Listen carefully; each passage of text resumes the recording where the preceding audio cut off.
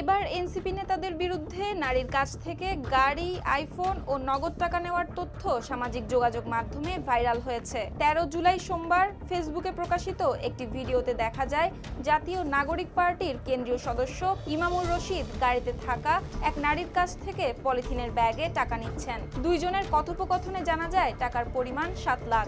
এ সময় টাকা গ্রহণকারী ইমামুর রশিদ আরও 3 লাখ টাকা চাইলে ওই নারী তার সংকটের কথা জানান।